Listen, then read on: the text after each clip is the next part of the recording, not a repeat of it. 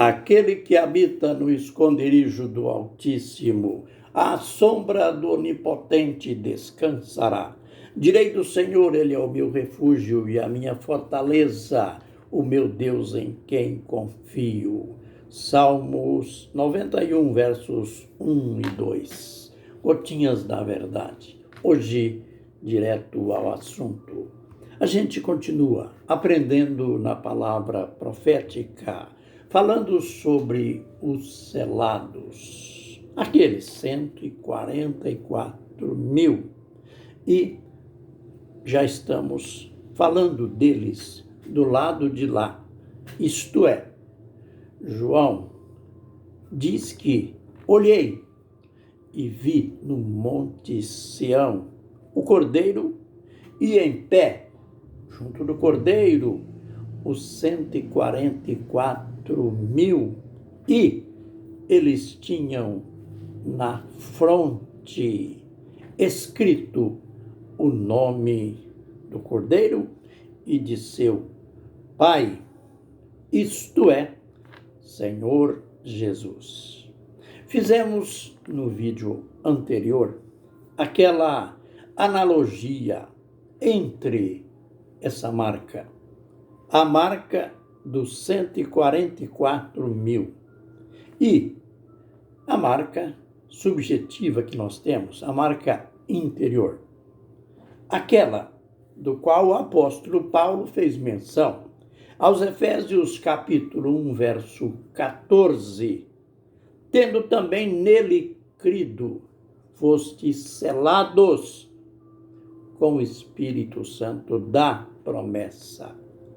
Esta é a marca que recebemos, que temos após termos crido no Senhor Jesus Cristo. Mas a gente fez uma comparação, uma analogia entre a nossa conversão e uma transação imobiliária. Numa transação imobiliária, quando o negócio é realizado, então existe uma escritura chamada de transferência.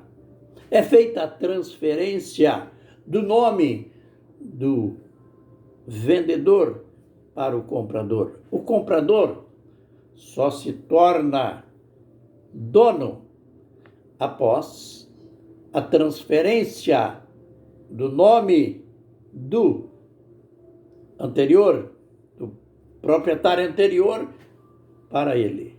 No âmbito espiritual, tem algo bem parecido. Você sabia? Os discípulos, os apóstolos tinham uma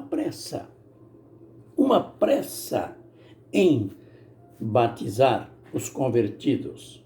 Afinal de contas, Paulo chegou a escrever, chegou a comparar o batismo nas águas com a morte, sepultamento e ressurreição do Senhor Jesus Cristo. Batismo nas águas não é só ritualismo, não. Não é só liturgia, como se pensa hoje em muitos arraiais. É mais do que isso. Lembre que Pedro pregou no dia de Pentecoste, o povo foi tocado e o povo perguntou para eles: o que nós devemos fazer? A resposta foi clara: arrependei-vos e cada um de vós seja batizado em nome de Jesus, para perdão dos vossos pecados. Logo em seguida, é registrado que naquele dia foram batizadas quase 3.000 pessoas. Que pressa, Pedro, de batizar o povo. Ah, mas em Samaria a mesma coisa. Filipe prega, expulsa demônio, cura os enfermos e está registrado, Atos 8:16, que eram batizados homens e mulheres só não crianças. Naquele tempo, ainda não existia, felizmente, a heresia do batismo infantil. Por isso, Lucas foi taxativo. Claro, eram batizados homens e mulheres, em nome de Jesus. Isto é, era feita a transferência na hora. Passava-se do nome do príncipe das trevas para o nome do Senhor Jesus. É por isso que eram batizados em nome de Jesus.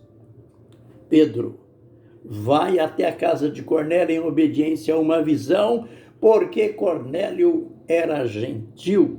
Cornélio convidou toda a vizinhança.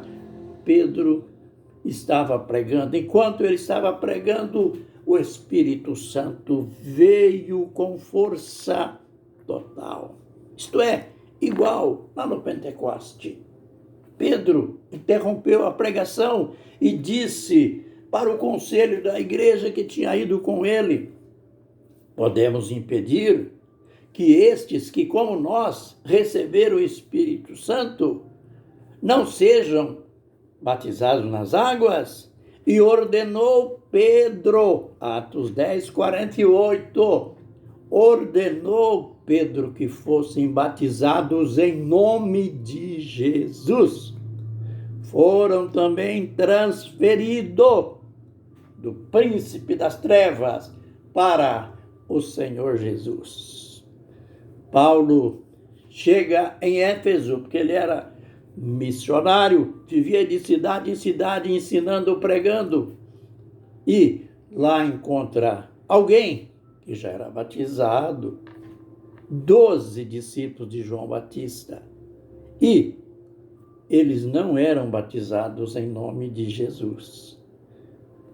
Paulo perguntou, eles nem sabiam nada sobre o batismo em nome de Jesus.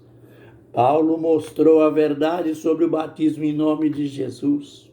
Eles nem questionaram, eles não polemizaram como se faz hoje. Pessoas, antes de aceitar uma doutrina, antes de aceitar a palavra do Senhor, aceita primeiro a palavra da denominação, depois fica polemizando. Esses 12 desceram as águas e Paulo os rebatizou, isto é, batizou-os novamente em nome de Jesus. Aleluia!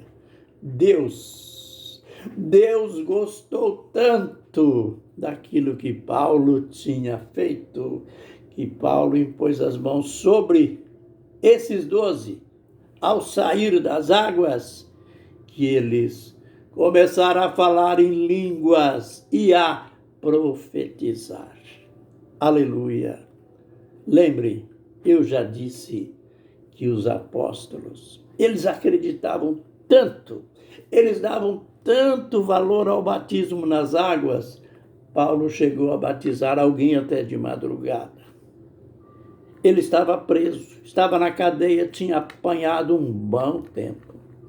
Por volta de meia-noite, um tremor de terra, e o cárcere se abriu e os presos ficou soltos. E o carcereiro, desesperado, ia se suicidar. Paulo, o homem de Deus, disse: não faças tal. Todos nós aqui estamos. O carcereiro sentiu o temor de Deus e disse: o que é que eu devo fazer para ser salvo? Olha que evangelho claro. Paulo disse: crê no Senhor Jesus Cristo e será salvo tu e a tua casa. O carcereiro, na mesma hora, levou os missionários para casa, banhou-os, passou unguento nos vergões que ele mesmo tinha feito com suas reiadas, pancadas, e naquela mesma madrugada, naquela mesma hora, foram batizados. O carcereiro e toda a sua família. Paulo, por que é que você não esperou pelo menos amanhecer o dia? Não, era urgente. Vamos fazer. Aliás, fizeram a transferência do nome deles, dos documentos deles, mudaram os documentos de Príncipe das Trevas para o Senhor Jesus. É isso que Paulo diria aos Colossenses capítulo 1, verso 13. Vocês foram transportados do reino das trevas para o reino do Filho do seu amor. Aleluia! Que nós caminhemos dentro desta visão. Os 144 mil serão marcados na fronte com o nome do Cordeiro e de seu Pai. A gente verá em vídeos futuros que o diabo vai ficar, aliás, já está, com tanta inveja que ele também vai inventar uma marca para os seus servos. Mas já antecipo, a marca que o diabo vai inventar é número de homem, mas a marca dos escolhidos de Deus, dos 144 mil dos quais nós estamos falando, é o nome do Cordeiro e de seu Pai. Aleluia, aleluia. Que o Senhor nos abençoe e nos guarde. Que o Senhor faça resplandecer o seu rosto sobre nós e tenha misericórdia de nós. Que o Senhor sobre nós levante o seu rosto e nos dê a paz. Amém e amém.